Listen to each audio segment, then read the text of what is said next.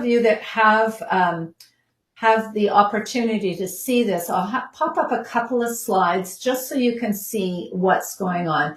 So pH is a really interesting thing. It is actually a measure, a science. If you remember your grade, 9 science, pH is a scale, acidic and basic, and it goes from 0 to 14.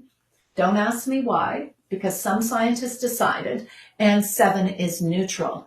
But what it is what does it mean to us? Well, our optimal body pH is 7.36, so just very slightly alkaline. And if we stay alkaline, then we will be in what's called homeostasis, and that means our body can heal itself. And our body is designed to heal itself. And if we eat properly, if we drink good water, if we exercise well, then what will happen is our body will heal itself. Now, in the world we live in, that's tough. But when we look at our choices, the standard American diet, hamburger, fries, and a Coke, is very acidic. Whereas a healthy alkaline diet, and this is no surprise to anybody, eat your greens, eat from the earth, this will keep you balanced. But it's so easy to pop and get that hamburger, fries, and a Coke. And it's a lot harder for us mostly to choose alkaline. But it's not that difficult once you get into the habit. So what we need to do is look at our body, 7.36. Now, people say to me all the time, what is it about pH? And so now we know that's optimal pH, but that is our blood pH. When we look at our body actually is a whole variety of pHs. Yeah. And so our saliva is 6.5 to 7.5. Our upper stomach is way low, 4.0 to 6.5, because it needs to grind the food. Our lower stomach is 1.5 to 4.0, because that's where our food gets broken down into micro units so that our blood can absorb it and our body can use it. And then you go to your duodenum, it's back up to 7 to 8.5. So our body is a whole bunch of different pHs. So pH is a tricky thing. What is really interesting is alkalinity. So alkalinity is a resistance to change in pH. So our body is designed to be very specific pHs. And overall, our blood, that's 7.36. But what we need to do is keep it there. It is like, and I'm going to use something you're all familiar with, your temperature. So depending on where you live, 98.6 or 36.5, it's whether you're in Celsius or whether you're in Fahrenheit, but our temperature is set. We know our temperature is very stable. And we know that if we get a fever, our temperature is too high. But our body does that and it sweats it off.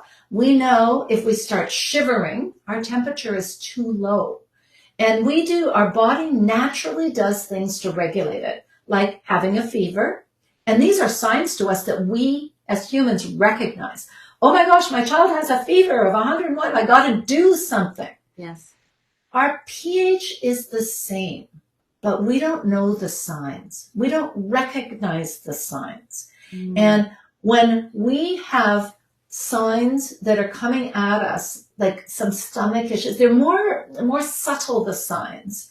And that is often telling us we're too acidic. It's very rare that somebody is too alkaline in today's world. Maybe occasionally a vegan might get too alkaline, but most of the general population become too acidic. Yes, I've read it's not easy to change that because, like you said, Yvonne, the body always wants to maintain homeostasis.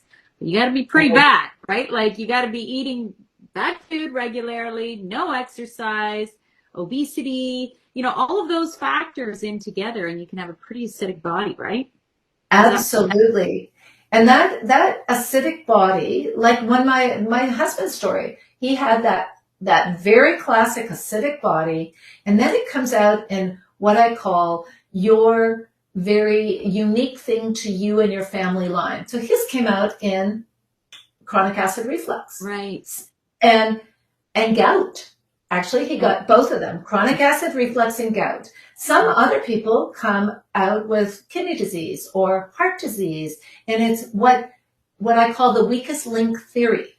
So it is your weak link personally, but the commonality is your root cause is you're all acidic. So it doesn't matter how it displays in your body. The root cause is acidosis, which then becomes inflammation. And that is acidosis and inflammation are the underlying cause of all chronic disease. All disease. Yeah. Could be heart disease, could be cancer. It could be any of these things. That's your root cause. And when we look at root cause theory, root cause is the same. So then the solution is also the same. Eat better, exercise, drink very good water, and make that your primary beverage. Those 3 big rocks are what you need to do. Yeah. And alkalinity is just having those minerals in your body that allow your body to regulate and get into homeostasis. And that's what we need, is we need our body in homeostasis, then it can heal itself. And that's what nature is all about. And that's what Sante Via water does, right? It's one of those big 3 rocks. Yes. It allows us to, remember, it takes out the bad, but it adds back in the good. And it needs that 2-part thing. I look at people and I say, would you eat demineralized food? And they go, well, of course not. Of course I want minerals in my food. Well, why would you drink demineralized water? Excellent point. Excellent point. Yeah. Or water that's really contaminated, right? Right. Well, so that's why we want water to take out the bad stuff, those big 4 things, and a lot of the other little things, but at least those big 4. Yeah. And add back in that good stuff. It needs to do 2 things. It's like you're not going to eat food that doesn't, that is all, moldy and stuff. So you've got to have the good plant, but you also have to have the nutrients, which we don't see in either our water or our food.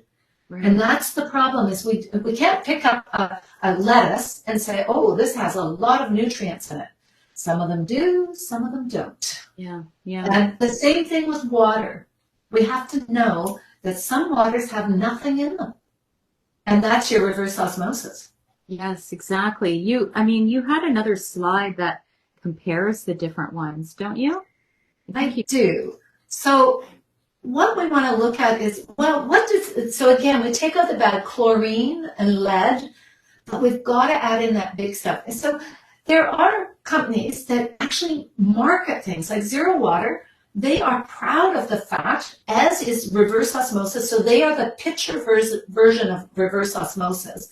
And they are proud of the fact that they take everything out and leave your water clean, and nothing else. But if you that's like eating an apple that is absolutely looks gorgeous, but it has no nutrients in it. Mm-hmm. It will still feed your body. It will still, the water will still give you a level of hydration, but it won't help your body move into homeostasis and heal itself. You can still be acidic. And even though you've got that, hydration isn't working for you the way nature intended it to. So nature intended water to hydrate and nourish your body. Mm-hmm. And when we go back to the fact that our brain is 90% water, if we want to think well, if we want our children to think well and get through the school system and in an enthusiastic way, we need their brain to not only be hydrated, but to be nourished with hydrating minerals. And that's part of the thing. So when we look at a Brita pitcher, again, it takes out the bad, but it doesn't put any of the good stuff in. And it only takes out chlorine. So that lead is still there. Mm-hmm. We really need to look at, especially, again, both ends of the spectrum our children, lead is really dangerous to their brain. And our older people with dementia and things, we really need to support them with good water. And I want to say on both ends of the scale, we're not getting our children to drink enough water, and we're not getting our elders to drink enough water.